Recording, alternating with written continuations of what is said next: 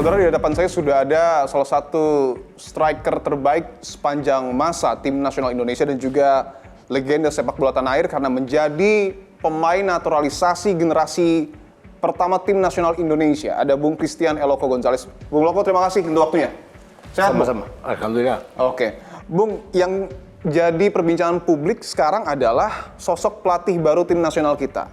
John Hartman telah dipilih oleh PSSI untuk kemudian meracik strategi untuk timnas kita.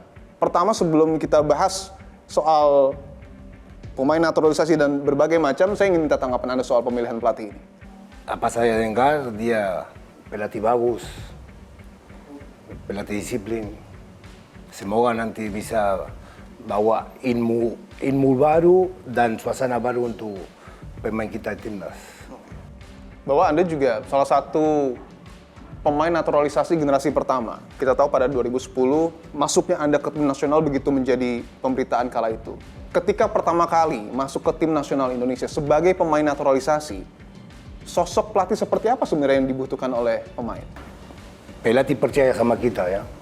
Pelatih percaya. Karena ya memang misalnya seperti waktu saya masuk di timnas, saya sebelum ketemu sama almarhum Alfred.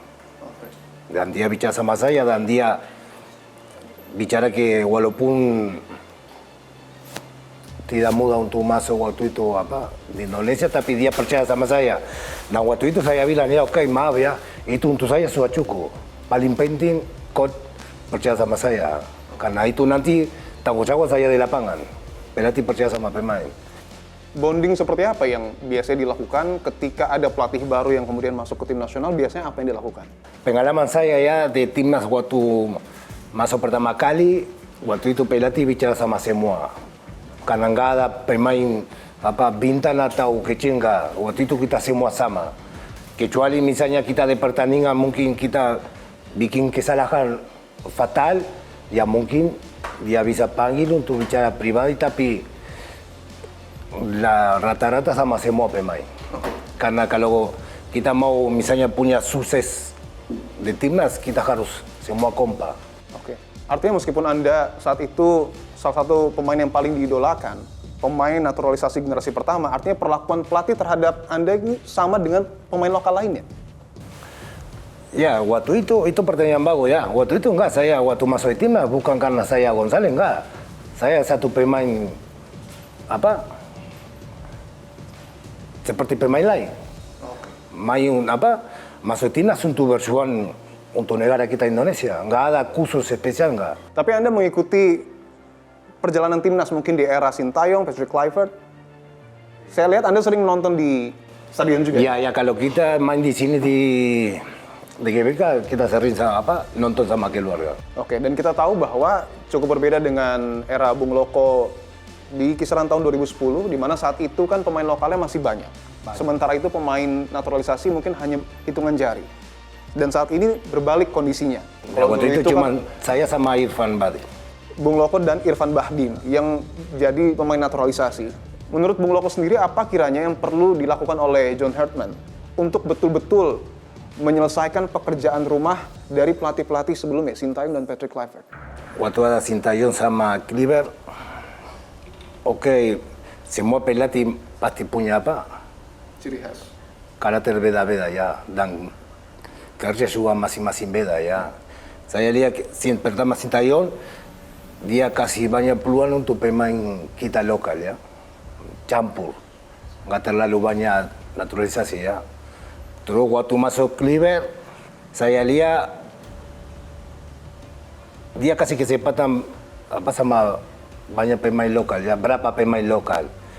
Tapi lama-lama masuk lagi naturalisasi ya, kita pengalaman kita pemain bola seperti saya lihat ya pasti nanti pemain kita kasihan, nggak mungkin semua pemain bisa main seperti dulu. Artinya menurut Anda perlu ruang yang lebih luas lagi untuk memberikan kesempatan kepada pemain lokal kita? Mudah-mudahan itu pelatih baru. Pertama, kita semua masyarakat pecinta sepak bola support ya. Dia datang pas masih ada kompetisi ya. Dia punya banyak waktu untuk dia setiap pertandingan. Tapi cuman saya minta tolong pertandingan di sini de Calle, Jakarta, atau Bandung, enggak, di semua kota. Karena saya lihat banyak pemain lokal bagus-bagus sekarang. Banyak pemain lokal dengan kualitas yang bagus. Ya bagus. Cuman kadang-kadang saya ketemu sama beberapa pemain dan mereka curhat sama saya. Saya bilang, kenapa kamu ini sekarang? Kamu dulu ini. Ya loko, saya tata sama. Enggak, saya lihat kamu enggak tata seperti dulu. Kamu harus punya semangat motivasi untuk bisa buktikan que kamu bisa masuk timnas. Dan dia jawab, di mana loko kita bisa masuk timnas? Enggak ada kesempatan untuk kita. Apalagi loko tahu sendiri semua pemain naturalisasi semua dari luar. Untuk apa? Kita sekarang fokus di kompetisi. Saya bilang, enggak, itu kamu salah. Siapa tahu kamu nanti di pertandingan kamu bagus, pelatih waktu itu ada, panggil kamu, kamu harus siap. Saya ingin, boleh pinjam satu barang ini mungkin Bung Loko. Ini kalau tidak salah, foto yang cukup ikonik ketika Piala AFF. Ya, itu waktu Piala AFF. Waktu Anda mencetak gol ya, kalau tidak salah ya? Kalau nggak salah ya. Melawan Filipina ya? Oke. Dan momen AFF ini menjadi momen yang tidak terlupakan, Bung Loko, karena hampir saja kita untuk pertama kalinya meraih trofi, meskipun harus mengakui kekalahan dari Malaysia. Kita tahu juga John Hartman, salah satu event terdekat adalah Piala AFF tahun ini di bulan Juli. Ya itu kesempatan bagus untuk dia, untuk bisa lihat kualitas pemain kita lokal. Oke. Tapi di situ dia bisa tahu pemain ini bisa punya karakter seperti apa. Kita juga kita pencinta sepak bola nggak bisa seperti saya tadi bilang, dia baru datang kita harus support. Kita nggak bisa lihat hasil nanti Piala AFF karena dia bukan untuk datang cuma untuk Piala AFF, dia datang untuk ke depan, untuk mudah-mudahan nanti bisa masuk lagi kualifikasi untuk bisa masuk Piala Dunia juga lagi nanti. Oke.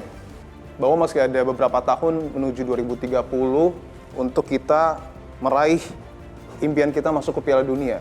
Anda meyakini dengan komposisi pemain, dengan komposisi pelatih, termasuk juga komposisi di internal PSSI, mampu untuk menembus Piala Dunia? Kita kemarin hampir sampai ya, bisa lolos.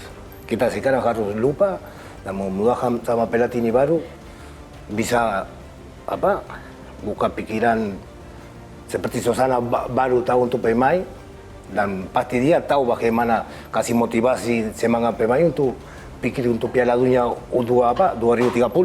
Oke.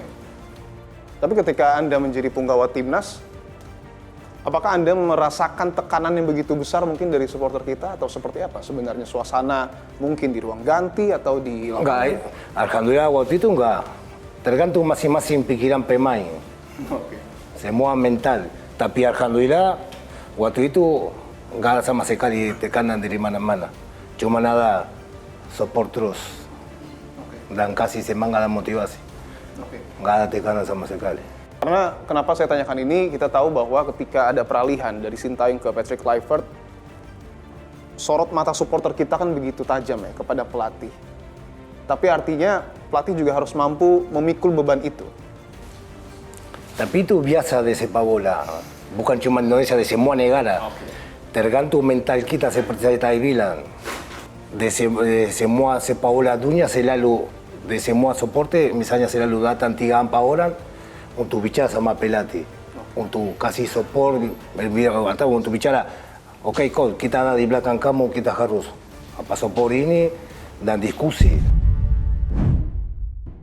Salah satu yang jadi fokus PSSI adalah selain mendatangkan John Hartman, tapi juga mencari asisten pelatih lokal. Apakah sudah ada tawaran ke Eloko, Christian Gonzalez? Sudah ada tawaran mungkin? Atau mungkin sudah pernah? Enggak, sampai sekarang belum ada tawaran sama sekali. Belum ada tawaran sama sekali? Belum. Tapi mungkin ada keinginan untuk melatih striker kita? Insya Allah, Loko untuk negara kita selalu siap. Selalu siap? Ya. Oke. Terakhir mungkin Bung Loko, bahwa tadi Anda menyatakan selalu siap untuk negara kita, selalu siap untuk timnas kita, melihat rekam jejak timnas kita yang terus berprogres dari era STY, Patrick Kluivert, sekarang John Hartman.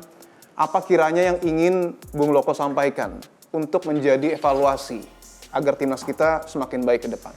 kita harus tata support mereka. Apapun hasil di pertandingan, kita masih ada peluang, kita harus, karena waktu itu masih ada peluang kita ya. Saya bilang, kita harus tata support. Nanti misalnya kalau tidak berhasil, di situ ada banyak waktu untuk kita kritik apa ya tahu. Tapi ini semua pelatih ini baru datang. Saya cuma minta kita harus support aja, kasih semangat.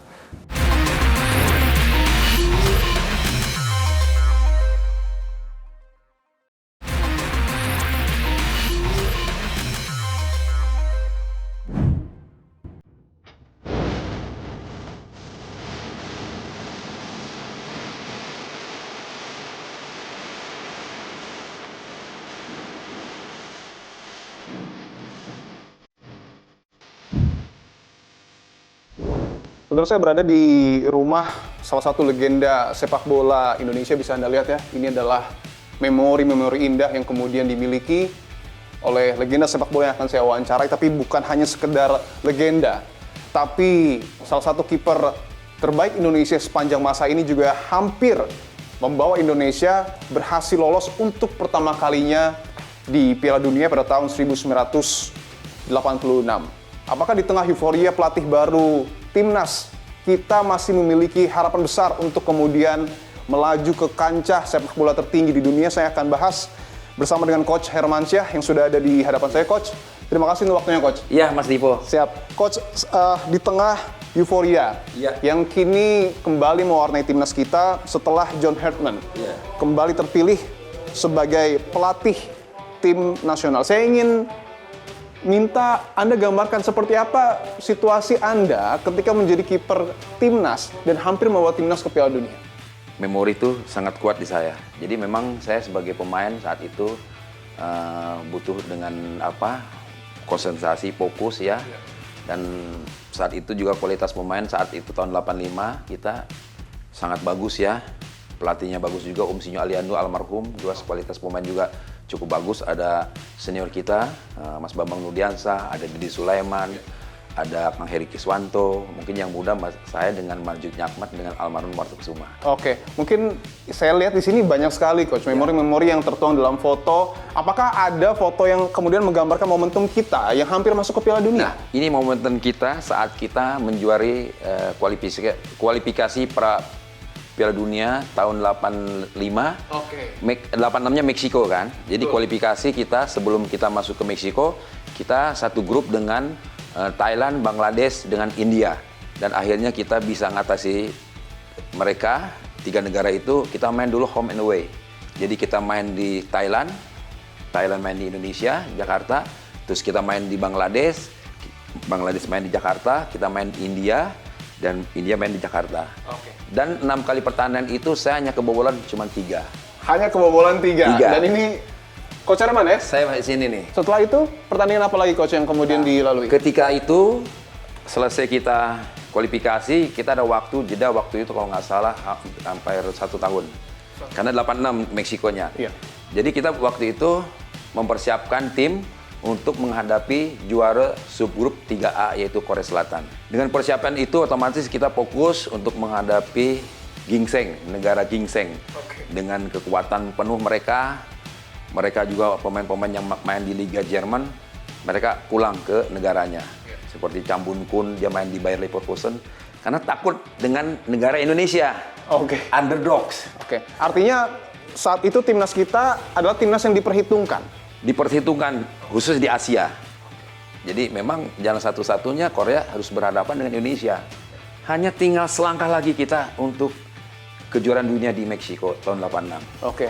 Kenapa saya bahas salah satu mungkin sejarah terindah timnas kita? Karena harapan itu kembali muncul, Coach. Ketika John Herdman terpilih sebagai pelatih timnas kita, tentu kita tidak bisa tidak berharap. Betul. Karena dari 2 pelatih sebelumnya, timnas kita ini seakan dalam tanda kutip mampu untuk kemudian masuk ke Piala Dunia.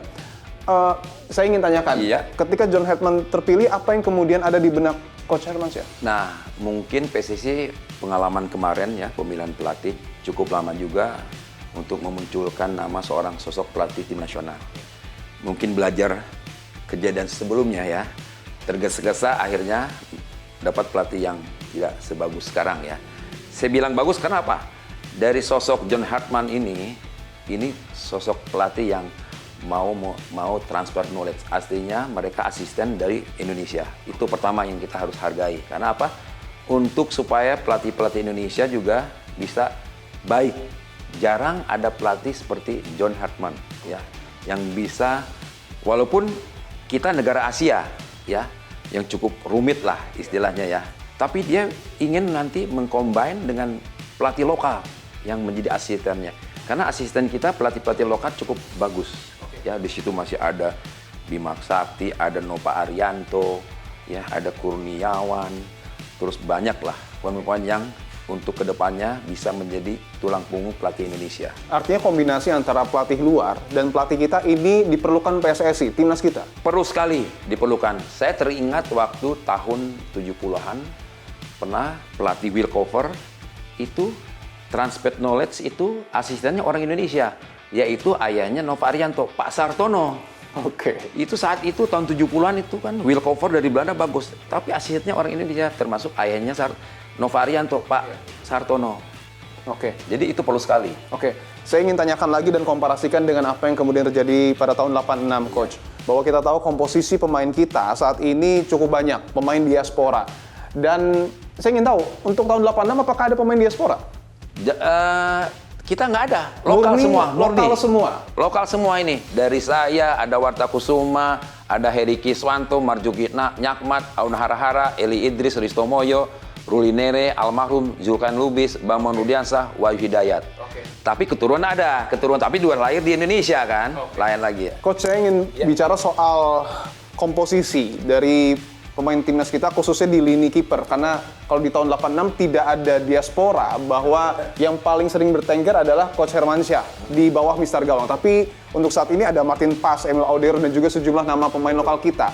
Saya ingin minta tanggapan Anda, apakah kemudian komposisi dari diaspora ini akan tetap bertahan atau mungkin ada potensi juga dari pemain lokal kita? Tapi menurut saya kiper memang kan sekarang sudah ada Martin Faiz sama Emil, dan kiper lokal ada Nadio, ada Hernando sama Teja. Menurut saya kalau soal kiper nggak usah khawatir, mereka akan bersaing tuh. Karena pasti John Hartman juga melihat kompetisi Liga Indonesia. Saya rasa kalau di kiper persaingan cukup seru nih. Oke. Ketat kayaknya nih. Apa kiranya yang perlu diadopsi, Coach? Timnas kita di tahun 86 yang begitu istimewa, hampir lolos ke Piala Dunia, mungkin yang bisa diadopsi dan dipelajari untuk timnas sekarang? Yang harus diadopsi ya, rasa nasionalisme. Rasa nasionalisme. Konsisten, itu penting. Saya kalau bilang nasionalisme, saya selalu merinding. Jadi sesuatu yang harus berbuat sesuatu. Istilah dulu kan mati di lapangan pun mati di lapangan. Jadi itu yang penting. Nasionalisme. Karena apa? Istimewanya Asia kayak Jepang, kayak Korea Selatan, dia nggak akan mengubah fighting spiritnya, kerja kerasnya. Ada sejumlah pertandingan, Coach, yang kemudian di tahun ini akan dihadapi oleh timnas kita, mulai dari Matchday FIFA, ada juga Piala AFF. Apakah ini bisa jadi tolak ukur kemampuan dari John Hartman? Saya rasa mungkin adaptasi besok John Hartman juga nggak terlalu berat ya. 4-6 bulan ke depan ada Piala AFF ya, ada friendly match ya, ada. Jadi ada dengan sasaran waktu pendek ini 6 bulan cukup bagus ya, cukup lumayan lah. 2 bulan 3 bulan persiapan juga tidak terlalu riskan. Dia udah tahu kualitas pemain juga, mempelajari itu. Jadi menurut saya untuk adaptasi pelatih dengan pemain mungkin tidak terlalu sulit.